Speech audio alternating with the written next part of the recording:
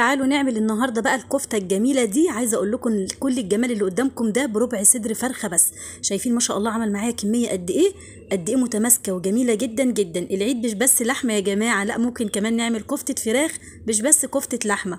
يلا بينا نشوف عملنا الكفته الجميله دي ازاي.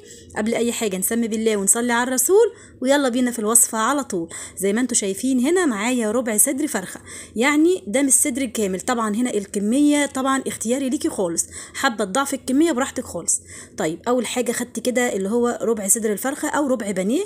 هبدا زي ما انتم شايفين كده اقطعه بالشكل ده قطع صغيره بالشكل ده، بعد طبعا غسلينها كويس قوي قبل ما نقطعها. تمام. بعد كده هاخدها احطها في الكبه، وتعالوا بقى نشوف هنعمل ايه. هبدا بقى امسك الفراخ دي نفرمها كويس قوي ناعم لغايه لما تبقى معانا خليط ناعم جدا زي ما انتم شايفين كده، يعني فراخ مفرومه. تمام كده، تمام كده. انا هنا بس حسيت ان هي خشنه شويه فهديها فرمه كمان. صلوا على النبي يا جماعه في الكومنتات، وكل عام وحضراتكم بخير. بصوا بقى، هبدا بقى هنا بعد ما فرمت الفراخ، تعالوا بقى كده ننزلها كده على جنب في بوله كده او في طبق، وبعد كده هنبدا في نفس الكبه زي ما انتم شايفين كده. مفيش اي مشكله، كده كده كل الخليط ده هيتحط على بعضه دلوقتي. تمام كده، تمام. هاتي بقى الكبه كده، وهنبدا هنا ننزل كده ببصلايه حلوه متوسطه، ولا هي كبيره قوي ولا هي صغيره. تمام. وهنبدا هنا عندي قرن فلفل اخضر على قرن فلفل احمر. طبعا لو انت حابه تحطي كده نص قرن سبايسي هتدي برضو للكفته بتاعتك تست حلو لو انت بتحبي الحاجه سبايسي. هنضرب بقى الفلفل والبصل كده كويس جدا زي ما انتم شايفين، وهنبدا بقى كده بعد ما يتفرم معانا كويس قوي هنبدا بقى ننزل هنا بالفراخ اللي احنا فرمناها بالشكل ده. وعلى فكره تقدري تستبدلي الفراخ بلحمه عادي جدا. تمام. طيب هاتي بقى كده كمان عشان نضاعف الكميه بتاعتنا والكفته بتاعتنا ده وتبقى حلوه معانا، وبرده زي ما قلنا كده نعمل كميه وفيره وكميه حلوه وبربع كيلو فراخ.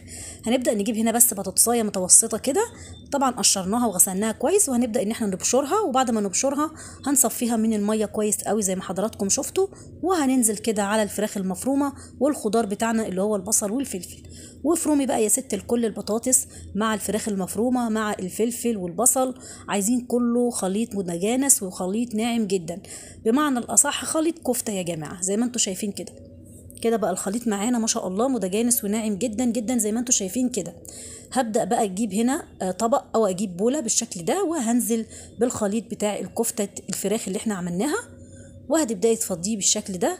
وهاتي بقى التوابل بتاعتك يا قمر، نص معلقه من بهارات اللحمه الفراخ، سوري، من بهارات الفراخ اللي هي بتبقى ال7 بهارات، نص معلقه من المرقه الفوريه، وربع معلقه من البابريكا، وفص واحد توم مفروم، تقدري تحطي توم باودر، وشويه كده من ربع معلقه من الملح، والملح هنا طبعا اختياري، ونص معلقه من الفلفل الاسمر، ونص كوبايه من البقسماط الناعم او البقسماط المطحون، ومعلقه كبيره كده من كيس الفيجيتار بالشكل ده. وقلبي بقى كل المكونات دي في بعض كويس كده، هتقلبيها. عايزه اقول لكم ما شاء الله ملمس الكفته حلو جدا، ناعمه، وكمان حجمها تضاعف معانا بالشكل ده. بجد جربيها حلوه جدا. طيب ممكن كمان تحط لها هنا حته كده من الليه او الدوش، هتبشريها كده بالمبشره وتحطي حوالي كده معلقه كبيره منها، هتدي برضو طعم حلو جدا للكفته. لان جالي سؤال عن موضوع ان احنا ممكن نضيف حته دوش او حته دهن يعني، فقلت لهم طبعا ينفع وتديها طعم حلو لانها في الاول وفي الاخر هي كفته. تمام.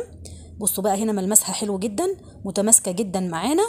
قلبي بقى يا ست كل ده في بعضه كويس قوي، وبكده الخليط بتاع الكفته بتاعنا بقى معانا جاهز.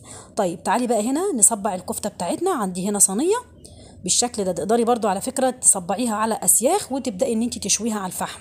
تمام. هي كده بقى خليط كفته معانا عادي، بس بدل ما هي كفته لحمه فهي كفته فراخ. هنبدا هنا بقى نصبعها بالشكل ده على عصيان الشيش طاووق بالشكل ده كده. بصوا ما شاء الله متماسكه وجميله جدا. بصوا هنا انا بقول لكم لازم تكون مفرغه من جوه كده، وانا هنا دهنت الصينيه بتاعتي دهنه كده بالزيت، وهبدا ارص فيها الصوابع الكفته بتاعتي بالشكل ده.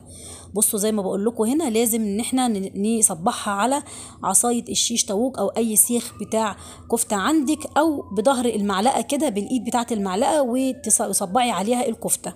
تمام. علشان خاطر لما بتكون مفرغه من جوه بتستوي معانا وبتبقى طعمها طعمها احسن. في حاجه كمان انا حطيتها، معلش نسيت اقول لكم عليها، حطيت ربع معلقه صغيره بيكنج باودر. تمام، ما تنسوهاش برضو، حطوها، حاولوا تحطوها لان بتخلي الكفته هشه جميله معانا، بس ما تكتروش قوي، هي ربع معلقه بس. بصوا بقى هنا انا حسيت كده ان انا الصينيه دي معرفش يعني كنت محتاجاها اعمل فيها وصفه تاني، وبعدين فضيتها في الصينيه دي صغنونه دي، ماشي.